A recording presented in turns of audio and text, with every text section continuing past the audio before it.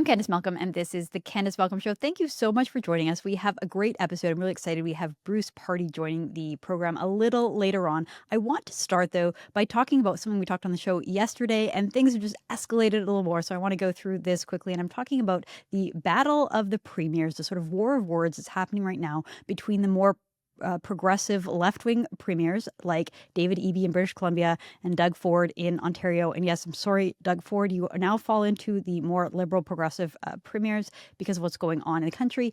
And they're fighting against the more conservative, independent-minded premiers like Alberta, Danielle Smith, and Saskatchewan, Scott Moe. So they dragged Scott Moe into this and speaking to reporters, kind of trying to drill him on what his position is. We talk a lot about Alberta independence, but people in Saskatchewan feel just equally as burned by the feds and equally as disappointed in the outcome of the recent election as their brothers in Alberta. So here is Scott Moe responding to the question on the pathway towards independence for Saskatchewan. Would you vote to leave? Would you vote to stay? It is my job to put a question to the people of Saskatchewan. If people in Saskatchewan trigger the legislation for a plebiscite, it's the job of the government then to formulate a question for the people of Saskatchewan. Now, you're getting way over your skis with respect to what that process might be or what that process might entail. And so he's right. It's not up to the premier to say, hey, we're done, we're going to leave. In Canada, this is all spelled out in the Constitution. This is all spelled out because of a Supreme Court case that has decided that, yes, provinces have the right to secede. They have to meet certain thresholds and they have to answer a clear question. And so, yes, there's been a lot of talk about Alberta and them possibly going it alone. Well, Saskatchewan has the same process. They have the same constitutional legal rights governing them. And Scott Moe just very clearly points that out. Now, on the other side, we have British Columbia Premier David Eby calling on Premier Smith and Moe to push back strongly against any kind of separatist sentiment. Let's play that clip. I understand. You've got a couple of conservative premiers in Saskatchewan and Alberta.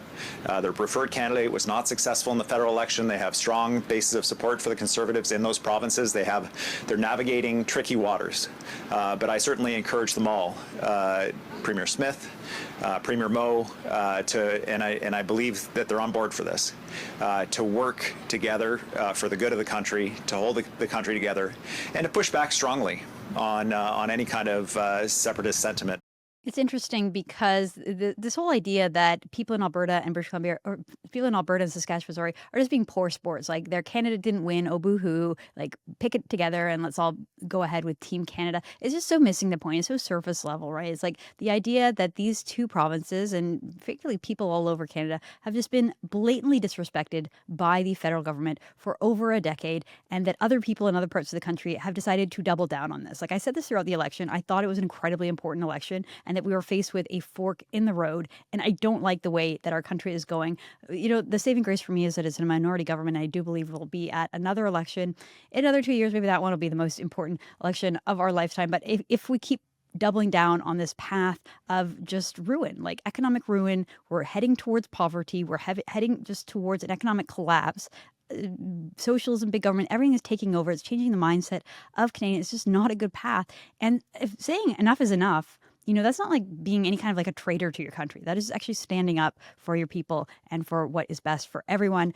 So going back to Ontario Premier Doug Ford, we played the back and forth with him and Danielle Smith yesterday. Well, later in the day yesterday on Wednesday, he sort of clarified and struck a slightly more reconciliatory tone, saying that he does support the people of Alberta and Saskatchewan and that there's not the big rift that people are playing it up to be. Let's play that clip.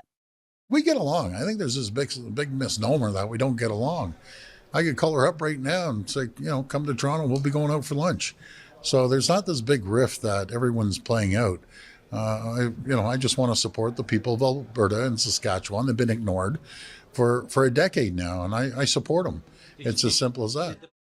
So just to remind you, this is what Danielle Smith said the previous day on Tuesday, talking about Ford. She also said they have a great friendship, that they have a constructive friendship, but that she doesn't tell him how to run his province.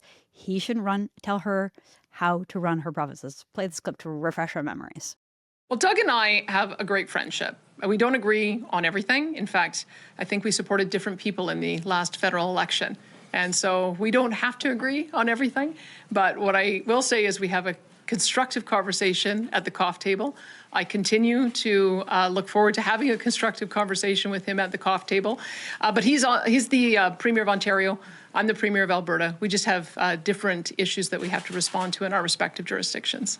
I don't tell him how he should run his province, and I would hope that he doesn't tell me how I should run mine. But we have a very respectful relationship, and I hope that continues. And so, of course, Premier Smith is not herself a separatist. She said that many times. But again, in Canada, our constitutional order and previous Supreme Court decisions have meant that Canadian provinces do have the right to separate. There is a pathway. And of course, as someone who respects democracy and just wants what's best for the people of Alberta, she would be willing to do what the people basically tell her to do. And so I find this topic of Alberta independence, Alberta separatism, really interesting. In some ways, it's sort of like, people have just had enough of Canada. They've had enough of this Liberal government and driving our country into the ground, to totally disrespecting individual rights and freedoms, our heritage and our tradition as Canadians, and pushing this sort of like left-wing globalist utopian environmentalist scheme onto all of us. Let's go it alone. And on the other side, it's kind of optimistic. It's like, hey, we can build something better and determine our own future and build something that will make us truly free. And so to talk a little bit more about this idea of Alberta independence, I want to bring on Bruce Pardy. Bruce is a professor of law at Queen's University, a legal scholar with the Fraser Institute, a senior fellow.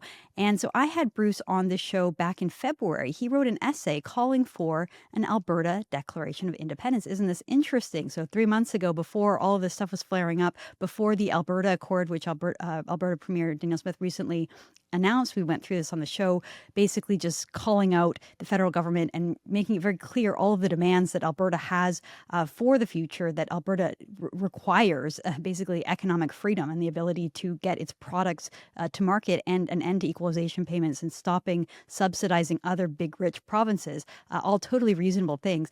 It seems that every few years, or maybe after the last few Justin Trudeau victories in Ottawa, there has been a bigger and bigger separatist movement, and then it kind of goes away, and then it comes back. I think if Pierre Poilievre had won the election, it wouldn't be flaring up quite so much, but because we got another Liberal government with Mark Carney, it seems to be back. So, Bruce, first, welcome to the show. Thank you so much for joining us. Why don't you walk us through your essay and walk us through the sort of timeline of independence for Alberta and Western sort of separatism?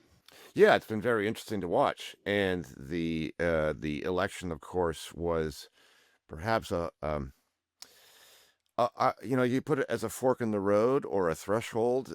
You could probably tell ahead of time that if there was one outcome, things would die down, and if it was a different outcome than one we actually got, that things would ramp up, and that's what's happened, and that's predictable. You're right about the back and forth over time. And one of the dangers here for Alberta is that they will forget that old saying that goes, when people tell you who they are, believe them. Because Canada, and especially the federal government, has told Alberta over and over again what it really is. And yet the inclination, and understandably, on the part of Albertans, is to go back again and say, well, let's try this one more time. Please do the following things and make us happy. And if you do, then we'll stay. But they've demonstrated, the federal government now has demonstrated quite a number of times already that it's not really interested. And it might be that Albertans have more faith in both the country and in the federal government than the real picture actually deserves. So, and there's an irony here as well, that there's a big picture going on. A lot of Albertans perceive, I think, that the dispute with the federal government is all about money. And to an extent, it is. The federal government is obstructing Alberta's primary industries. It is Alberta's always been the payer into equalization. In these and many other ways, it is in fact about money, in the sense that the federal government is making Albertans poorer, or at least not as wealthy as they ought to be. But there's a much bigger picture going on. If you like, the conflict between Alberta and the federal government reflects a larger conflict, even an ideological conflict between two different visions of the way governments and countries and societies are supposed to work. Now, I don't want to overplay this because there's obviously nuance and gray and so on. So, but symbolically, you could put it this way: the irony here is that Alberta, at the moment, with its separatist inclinations, is the nationalist entity, and the federal government are the globalists. Right? And so the response to the Alberta inclination to separate, that goes, you are being a traitor to your country. Well, it's actually probably the reverse. It is the Albertans who want to separate who are concerned about the forces that have taken over this country, the country that they thought that they knew. The country that they thought that they knew, and are discovering that it's not that country at all. What Albertans want is for Canada to be the country that they have in their heads. And that country is one that is governed by the rule of law. It's a capitalist country. It's a country that is free enough for you to find your own way, to apply your own skills and to apply your own determination and to earn what you can. The fact of the matter is that is really not the country that Canada is now. It may have been at one time. It's not Canada now. Canada today is a socialist, progressive country. And if Alberta's asks are essentially asking the federal government to make Canada not a socialist, progressive country, that's not going to happen, because those ideas are now deeply embedded in the Canadian fabric, if you like, in the way the Constitution's been interpreted, in the way the federal government behaves. Even equalization, as an example. Equalization, the idea of equalization, is in the Constitution. The Constitution says, not the specifics, not the particular policies, but the idea of equalization is in the 1982 Constitution. It embeds as a constitutional principle the socialist idea that money will be taken from some areas and given to other areas. It is a constitutional mandate for redistribution of wealth. Right? So if Alberta thinks, well, we're going to come in and we're going to fix this because, we're upset, that's not going to happen, because the country, unfortunately, is now built on these kinds of ideas. And so it won't be able to function if it accepts those requests. I agree that I think Danielle Smith's requests in the Alberta Accord are very unlikely to be met by Mark Carney and the Liberals. Like, it's basically saying, imagine if Conservatives had been elected over the last 10 years and done all the things that they had promised to do, not even the things that they would have been actually able to do, but all the things that an ideological Conservative would have wanted to do. It's interesting. I recently watched Jordan B. Peterson's video on Mark Carney, sort of talking about why he thinks Canada is in deep trouble.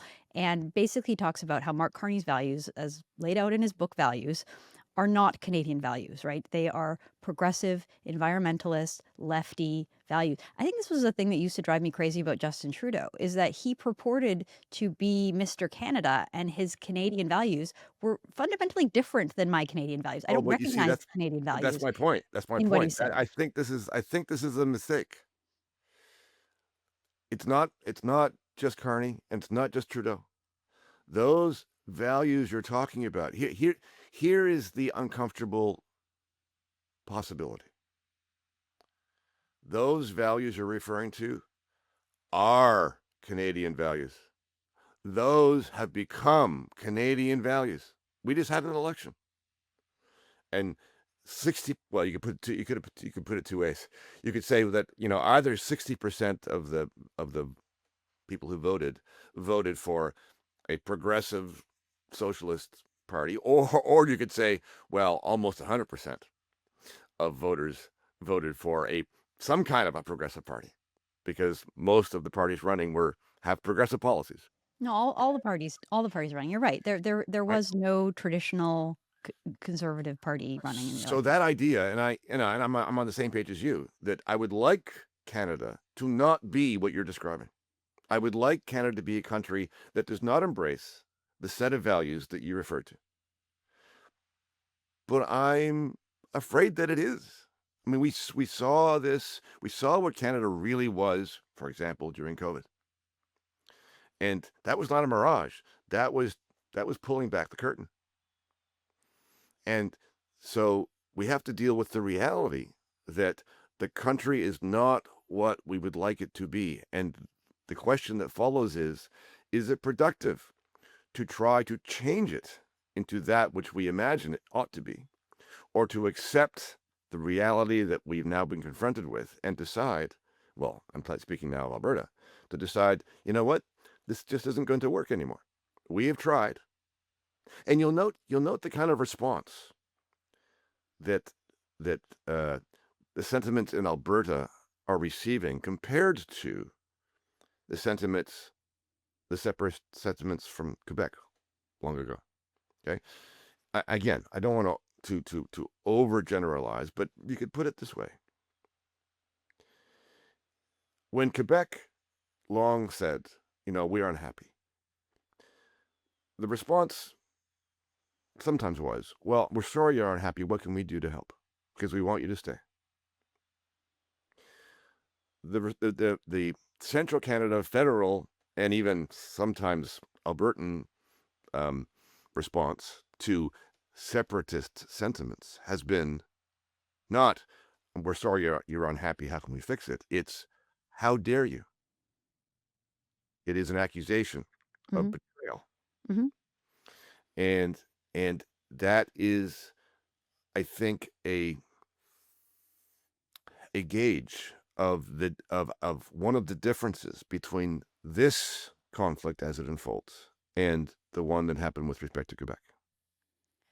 Well, it's interesting because I think many people, just because Quebec has its own language and they have a French-speaking culture, that they are seen as being culturally distinct. And it's interesting the way you're framing it, that because of almost like commitment to more conservative, free market, liberal values, like small L liberal, classical liberal from 150 years ago values when the country was founded, that Alberta in some way is a distinct society as well. But I wonder, Bruce, is that really the case? I mean, we just talked about how you could argue that that every single political party running in the Canadian election was in some ways progressive. Like none of them hold traditional Christian values. None of the candidates running, even for the more libertarian or conservative parties, they didn't have anyone who was pro-life, for instance.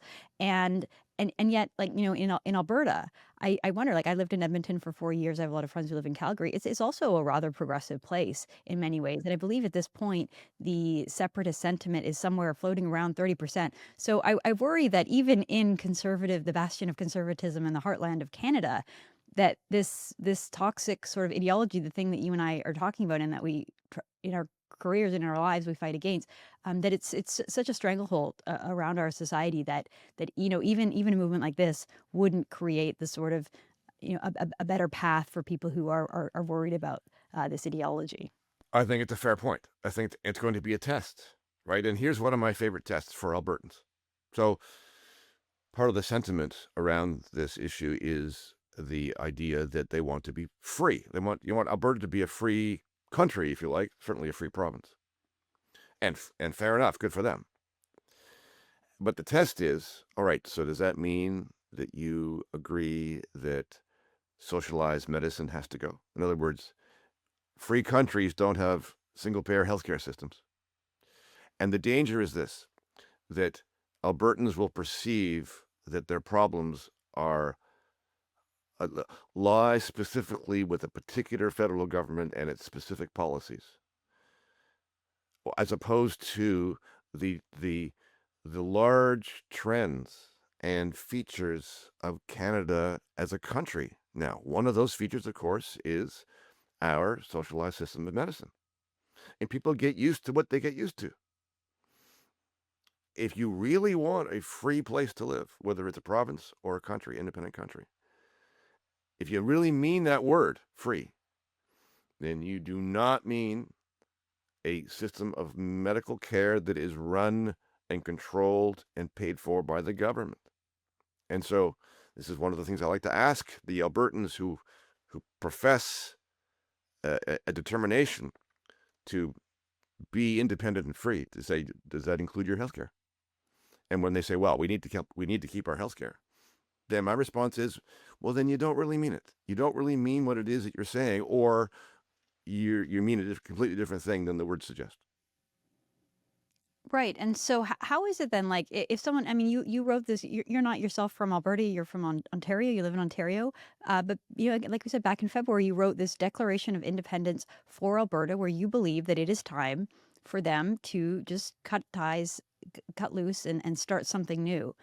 So can you walk us through, like, why you think that and whether you think it's something that could possibly happen?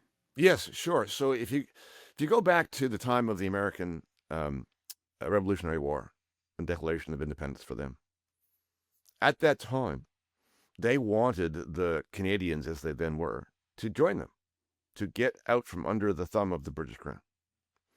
And the Canadians, of course, said no. They wanted to be subjects. And so, if you like, the founding story of these two countries are diametrically opposed. I mean, America's is life, liberty, pursuit of happiness, independence. And the Canadians' origin story is obedience, deference to authority, not to rock the boat. Canada, if you like, exists to resist the Americans. Hmm. And we have maintained that idea underneath our skin ever since. And so a lot of people in Canada, and especially in the West, have this idea that has been sort of unconsciously adopted from the Americans, that their constitutional order is about individual autonomy too. But it really isn't. I mean, the Americans are life, liberty, and the pursuit of happiness, and the Canadians are peace, order, and good government. That is deference to authority. Hmm. So you're dealing with two different ideas, and in many ways, my sense is, and you're quite right, I'm not from Alberta, I'm from Ontario, but from a distance, it looks to me like Albertans think more like Americans in these terms than they do like many Canadians. Well, it's really interesting when we think of Canada as a country in the history, and the idea that Canadians are literally just loyalists who were fighting against this idea of the American Revolution. But it would be, for me, I'm from Western Canada, I grew up in Vancouver, and I'm I think I'm like a fifth or sixth generation Vancouver person, on at least part of my family. And it's interesting when you go back far enough in the history of British Columbia, like that wasn't originally part of Canada, right? And the original settlements by the British, it actually went all the way down to the Columbia River. So it was its own separate entity before, and it was because Sir John A. Macdonald promised the railway that British Columbia decided to join in with Canada rather than the United States, and they moved the border. And for Alberta, I mean, I was in Edmonton. I was at the University of Alberta in 2005 when they celebrated the centennial, the 100th anniversary of Alberta joining the Confederation and joining Canada in 1905. That's not a very long time. Like that's a blink of an eye in terms of, and so this idea that just because Canada was the one that claimed all this territory and convinced these provinces to join them rather than the United States, that necessarily that was the right decision or the decision that will stand until the end of time. Like it's very much as a short period in history. And so it's interesting to think of, well, maybe that's not actually the best fit. And maybe there is a better arrangement, not necessarily that these places should be part of the United States. Maybe they just have a different milieu and a different ethos than Eastern Canada, or maybe it's all been merged together in the modern world. And so, the idea of the Laurentian elite controlling Canada, there's a little mini Laurentian elite that operate in Vancouver and in Calgary and in Edmonton and probably in Saskatoon as well. I don't know, but that mindset, the people who are glued to the CBC and they hear propaganda day and night, those people have internalized this sort of anti-Americanism that does define Canada. I mean, when Justin Trudeau went on his sort of post resignation media tour in the United States, he kept repeating this, that Canadian identity is just not being American. That's it. Not American. Yes, right. And that's it. And That's and he wasn't far off. This is the thing. I mean, people love to fault all the crazy things that Justin Trudeau has ever said, but that statement is actually not too far off. I mean, I forget who it was who said it now, but somebody once said that a Canadian is someone who asks, "What is a Canadian?" And one of the best answers is somebody who's not American. Because that, again, going back to the origin story, that's part of the origin story of the place. But back to BC and Alberta. I mean, it's not too late. It's not too late for the people in those places to decide that it was a bad call, to reorganize yourselves, because you find you are. So let's try an analogy. Here's a metaphor. Canada is like a family, and there are tensions in our constitutional architecture. On the one hand, the federal government and the provinces are supposed to be sort of equal powers with sovereignty over their particular heads of power, as identified in the Constitution. In other words, so they are on an equal level to each other, and they each exercise their own powers. Here, that's one view, or one way to imagine it. The tension is, though, that in other respects, the federal government is seen as the parent, and the provinces are seen as the children. And you can see that in various ways, like, for example, in the paramountcy doctrine, and in the fact that the federal government is the one that appoints all the judges to the highest courts, including to the provincial courts. So the federal government is appointing the highest courts to the provincial courts of appeal, for example. And that's the way the federal government tends to behave. So, for example, with respect to the carbon tax, they've said, well, we have to do this because, the provinces won't do it on their own. So, and of course, over time, the Supreme Court of Canada has had I think it's fair to say, an inclination towards a federalist, centralized point of view rather than the reverse. Okay, so you have these two ideas, and here's the thing: this parent, the federal government, has 10 children and has its favorites, and Alberta is not one of them. I don't need to tell you who the favorite child is. It's a child that gets a lot of Alberta's money and refuses to have any pipelines. And it's not going to be effective for Alberta as a child to go to the parent and say, this is no good. Please change all this. Please change everything you do because we're unhappy. That's not going to change who the favorite child is. It's not going to change the basic parameters and assumptions and premises of the country. And so I have little my expectations are very low for this attempt to go back again and say please, because that hasn't worked in the past. There's no particular reason why it should work now. Well, that's sort of a grim note to end the conversation on there, Bruce. In some ways, I find the Alberta independence discussion and movement exciting. Like it seems to have a purpose and maybe a promise for a better future. Obviously, for those of us that are attached to Canada as a country, and the patriotism that comes with Canada, it would be sad to see the productive, more conservative part of the country just up and leave. What would it mean for the rest of Canada? I mean, I don't know that I would really want to live in that country, to be perfectly honest, if there was no countervailing force to the globalists, as you described. So I don't know what would happen after that, but I do find it to be an interesting conversation. Any final thoughts on this?